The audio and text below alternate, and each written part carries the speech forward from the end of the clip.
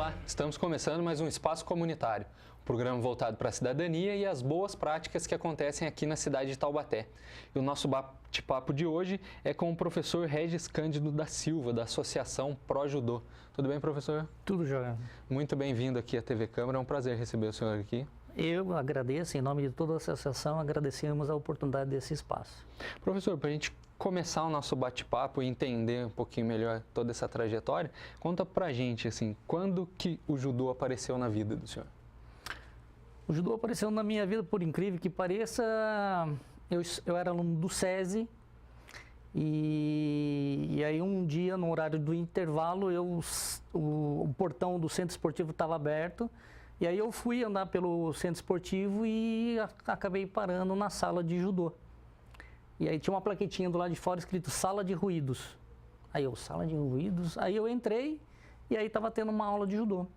Ali foi meu primeiro contato com o judô. A gente sabe que o esporte tem o poder de transformar vidas, né? E de que forma que o judô transformou a vida do senhor?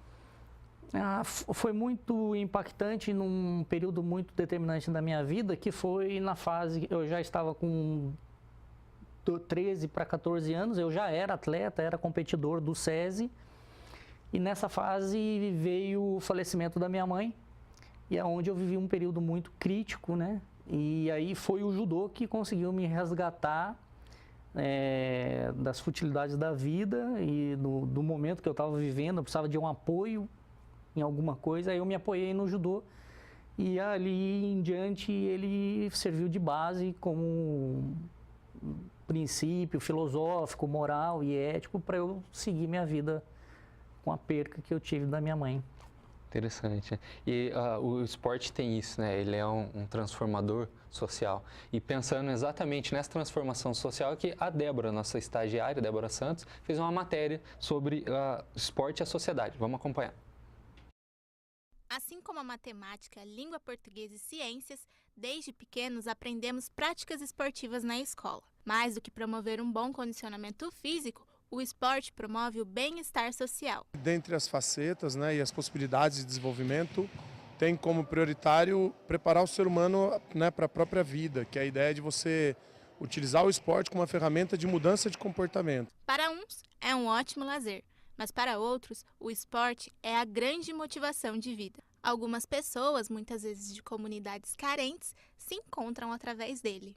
O esporte, ele tem essa prerrogativa, né, de você pegar alguém de repente que está numa situação de vulnerabilidade, alguém que está numa situação de pouco acesso, ou acesso nenhum a algum tipo de atividade e ascender ao mundo ou um ambiente que você não teria acesso se você não fizesse, que é o mundo das competições, das viagens, do convívio com outros colegas, com treinadores, né, e com os pais, os torcedores, e acabam gerando de fato essa transformação social que é tão importante para o esporte.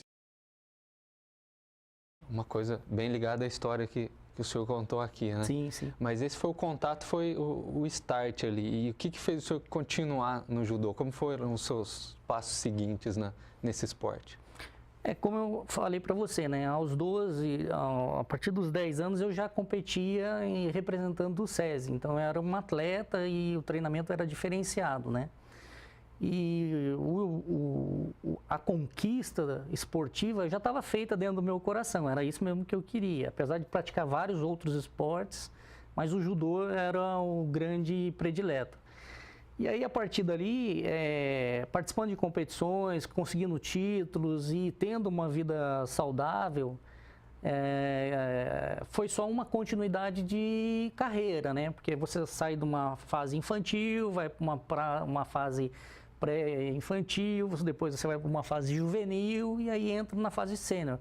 Então eu fui galgando essas idades, essas etapas e fui conquistando títulos e fui descobrindo outras formas de competir, outras técnicas e também outros desafios.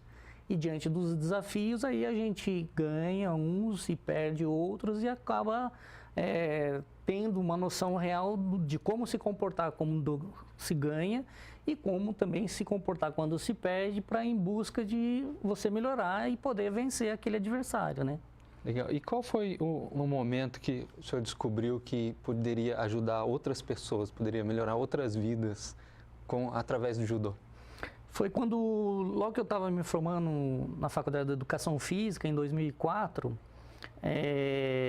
eu tive uma experiência muito boa, 2 anos antes de começar a faculdade, que eu fui convidado pela família Jimbo de Tremembé para ir assumir as aulas na academia deles.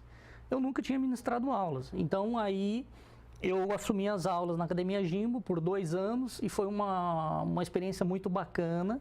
E ali eu pude observar em loco o desenvolvimento na melhora do comportamento da criança, na melhora da disciplina.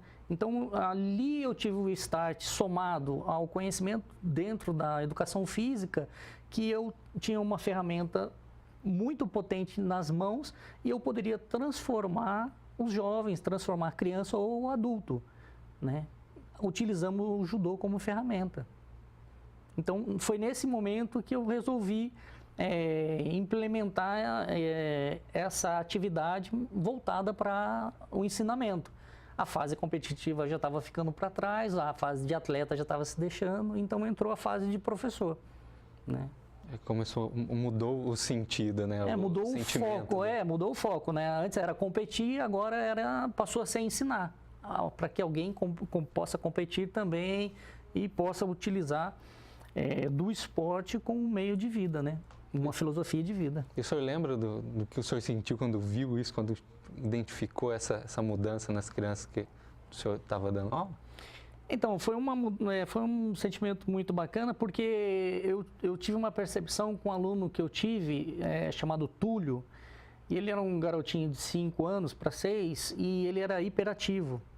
Então, foi com esse garoto e as ferramentas que eu tinha em mãos, eu fui inserindo o judô aos poucos nele, e eu consegui fazer com que de um garoto hiperativo, sem atenção, com déficit de atenção muito grande, transformar esse garoto com déficit de atenção muito bom e o comportamento melhorar 100%, tanto na escola, na família, no convívio, no dia a dia. E ali eu falei, poxa, é isso que funciona. Se funciona, então vai servir para outras pessoas também, para que outras pessoas tenham essa ferramenta como moderador, de disciplinador, de comportamental, de filosófico, de ética, moral. Aí envolve toda uma gama de contexto que envolve o ser humano para que ele se torne um cidadão melhor. De forma saudável, né? De forma saudável, sim. É que o esporte, ele é um agente extremamente benéfico à saúde, né? E isso nós não podemos descartar. Não só benéfico à saúde, mas a formação social, né? Que a gente sabe que hoje em dia está um pouco deficitária, né? Aprender a conviver em sociedade e como o senhor falou no começo da entrevista, né? Aprender a ganhar, a perder, isso é fundamental hoje em dia. Sim, e também saber respeitar o próximo, né? Hoje em dia, principalmente, está muito em voga essa falta de respeito ao próximo, né? E as artes marciais, de uma maneira geral, ela tem essa tendência de você ser inserido esse respeito, esse autocontrole de uma determinada situação, que você saiba esperar a sua vez, saiba respeitar os mais velhos, os mais graduados, e isso tudo é desde a base, né? Então, é fundamental onde os pais, eles procuram para inserir os seus filhos saber na mão de quem estão os seus filhos. Isso é super fundamental. Legal. A gente ainda tem bastante coisa para conversar. O nosso primeiro bloco está chegando ao fim, mas não sai daí, continua acompanhando que a gente ainda vai falar muito sobre judô, Associação Pro Judô, que a gente ainda não começou. Então, a gente volta já.